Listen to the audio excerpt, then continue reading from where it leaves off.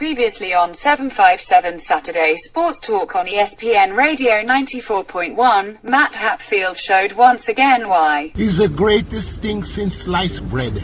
Give me the Seahawks laying the 3 to win by more than that against the 49ers. You're right, son. Eagles minus 10.5. Practice sometimes is overrated. I am going with an over. The New England Patriots. That's England, not England. At Buffalo. I'm going Tennessee. Dino, if the Bengals win, you can cue up Cincinnati Bengals Mean and Angry next week. We're going to play that song. Hear the Bengals growling, mean and angry. Here he comes a prowling, lean and hungry, an offensive brute.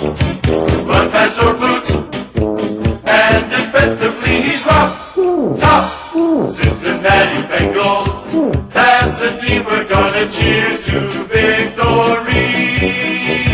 Touchdown Bengals, get some points upon that board and win a game for Cincinnati. What a bunch of garbage that is. By the way, if I was the czar of the czars, I would do away with Halloween. I'm not a Halloween person. Coach Ed Young simply has no shame. I can't get much worse.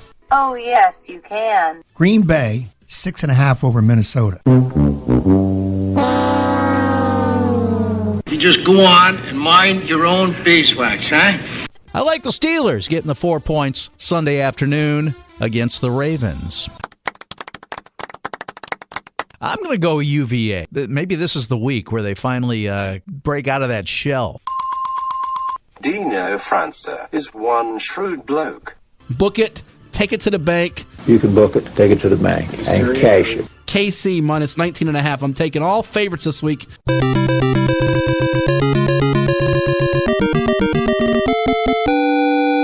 The best. He's the greatest thing since sliced bread. Sliced bread.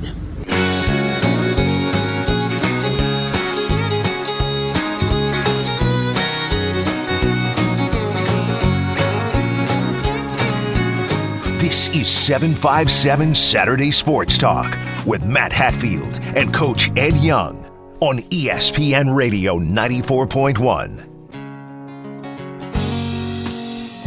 Good Saturday morning to you out there on this 7th day of November, the year 2020, and welcome to another edition of 757 Saturday Sports Talk here on ESPN Radio 94.1, powered by Larry King Law. If you're injured in an accident, you call 757-595-8100. That's 757-INJURED for Larry King. I am Matt Hatfield. The Coach Ed Young is sitting here across from me trying to recover from yet another rough week in the Pick 3 selections for the NFL, which we will do at the conclusion of this show.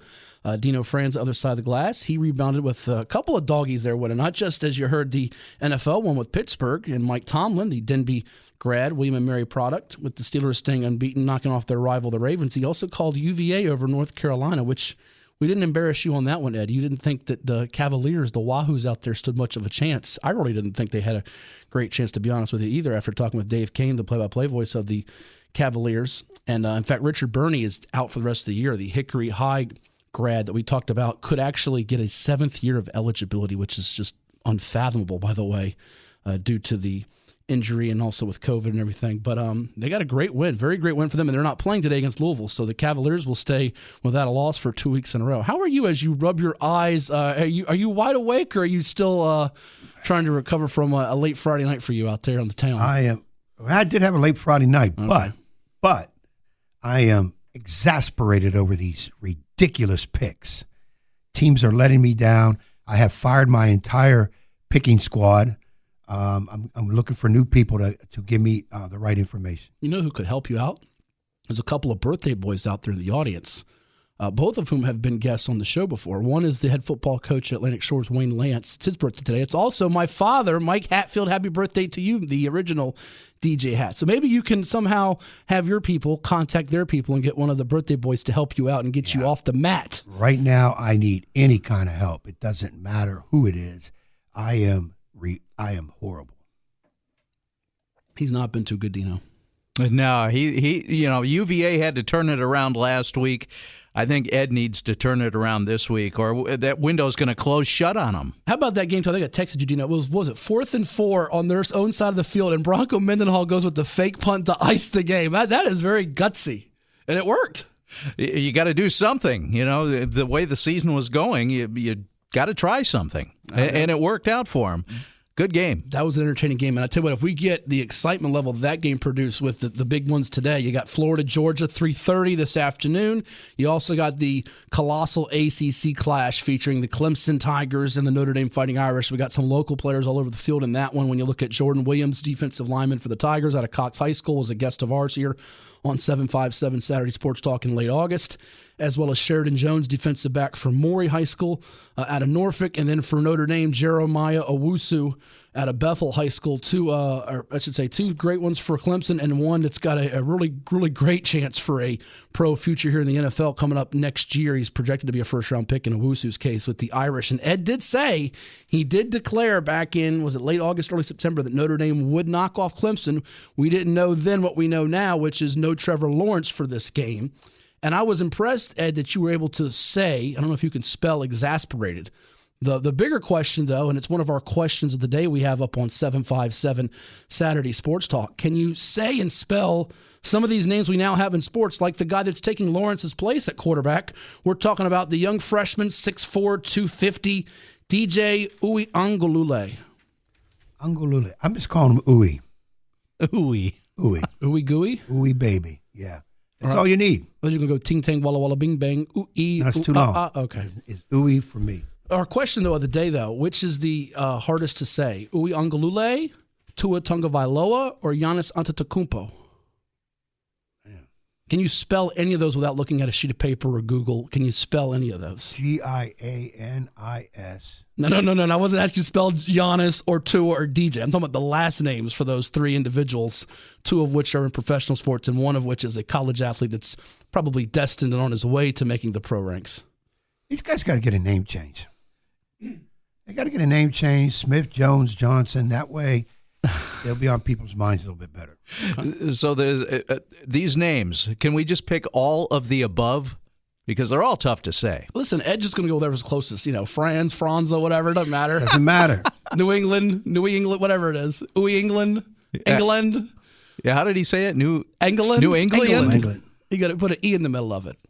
England, man. Do you do that to your kids, by the way, when you read them when they come in the classroom or wherever, your basketball players, and it's a long hyphenated last name, and they say it's such and such. I coach. tell them, I said, man, whatever. If you want recognition, you got to change your name. That's what I just tell them.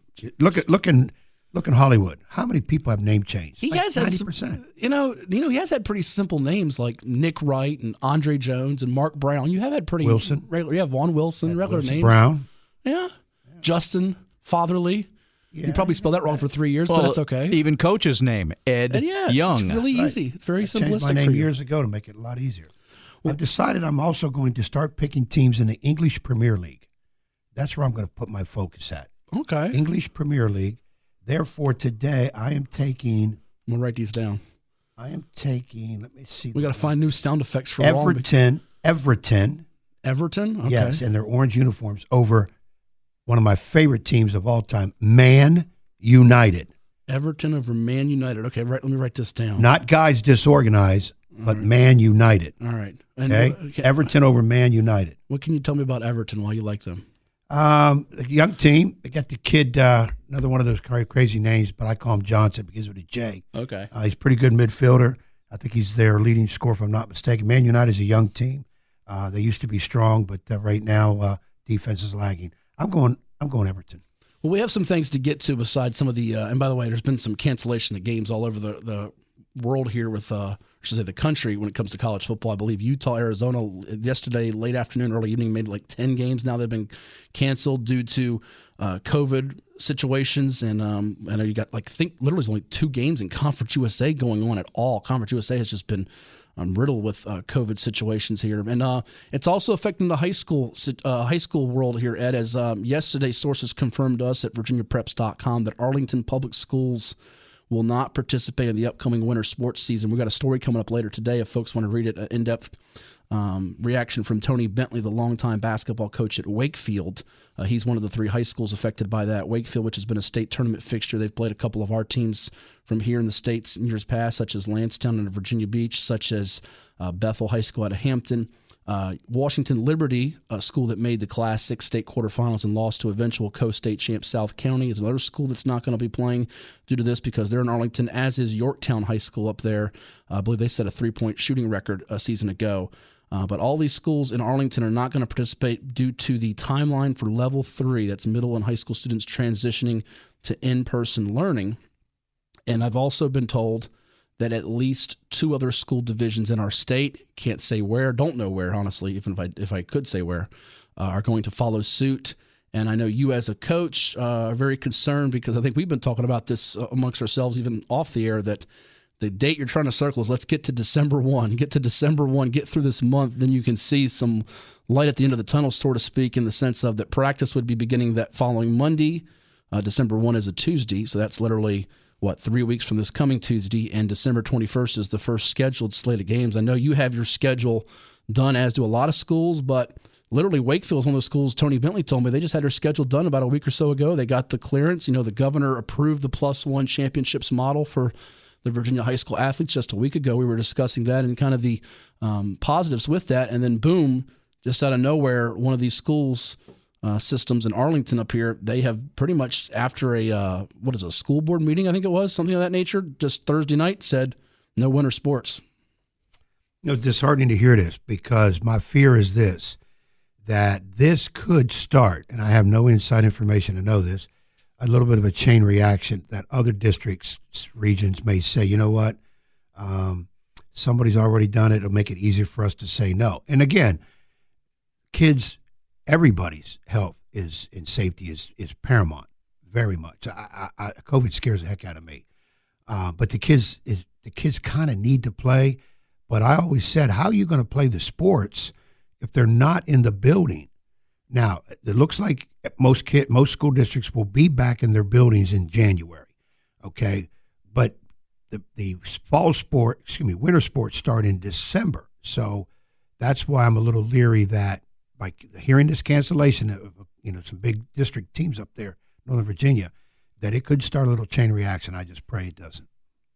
Yeah, we all are. And yesterday also marked the cancellation of the Under Armour All-American game due to COVID-19. That has been canceled for this coming year. We've had some local athletes participate in that one, as well as the Army All-American game. I believe that one's also off the board. So the All-American games are being halted. I think the question a lot of people have is, and you as a coach have, I'm sure, been prompted about this from parents, from fans, from players, and others out there. Why can't we play under school guidelines when you have some of these leagues and things going on? I was out one last week, in fact, the Scene Circuit, which I got to give them props. They did a fantastic job. They did all the COVID protocols. They did all the social distancing, and they had 80-something players, but they got them in and out in a timely manner. They didn't really break any rules. They did everything they were supposed to as far as the measures that you have to take, and everybody had a mask. But why can things of that nature happen, but things with you in the school systems cannot? That's something I'm sure has been thrown your way, has it not?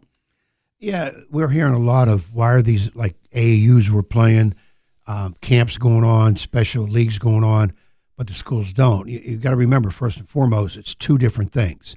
Yes, it involves high school age kids, but it's not VHSL governed. It's not school governed, district governed, and that. So it's 2 different things. And yes, the outside groups are looking to get the kids to play, i.e. I'm looking at basketball. It's an opportunity for some people to make money too. That's just part of it. I like the idea that the kids are playing. I think some of those events out there are, as you just mentioned, being run pretty good, and in terms of following the right protocol, which does help. But on the other part, I say to myself, but we're not playing high school sports, but we're letting the kids play in these other things. To me, that doesn't make sense. If they're going to play in the other things, let's let the high school sports take over. If they're not playing high school sports, then there should be no activity involving high school kids.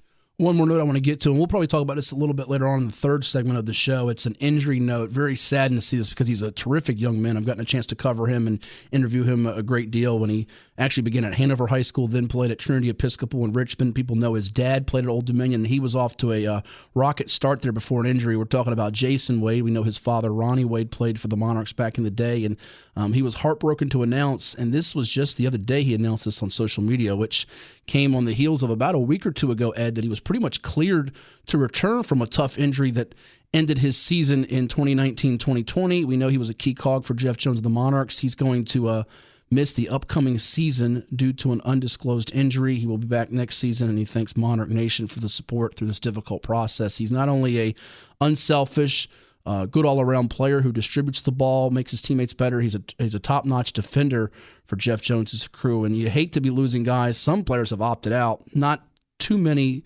that we know about, like we were hearing with football during the summertime. You lose a player like this before you even get started, it's going to be a tough blow and hard to fill his spot for Coach Jones and the crew. Yeah, anytime an injury that's going to take a season away from you is bad. Especially, and you feel a little bit harder when it's somebody with the type of personality, character that young Wade has, if anything like his father. So that's bad to see. The good thing is, yeah, you get another year, but that 1 year sitting out is not fun. When I believe the Monarchs were pegged 5th, if memory serves me right, in the preseason Conference USA men's basketball poll. We'll tell you about some scheduling changes for ODU men and women, also some scheduling news with Norfolk State a little bit later on in the show. As we know, the openers for many of these teams, Norfolk State's got a good smattering of local and in-state opponents. ODU's got a really intriguing one out of a power conference to start the season before their home opener comes against William and Mary. So there you have it. We'll take a timeout, though, here on 757 Saturday Sports Talk. And when we return, we'll be joined by John Harvey. He is with the Daily Progress in Charlottesville and Seaville Varsity. Follow him on Twitter at John N. Harvey III. He'll give us some insight to the world of prep sports and some of the things that are happening there, as he's been really connected and plugged in with the VHSL folks. That's coming your way right here on ESPN Radio 94.1.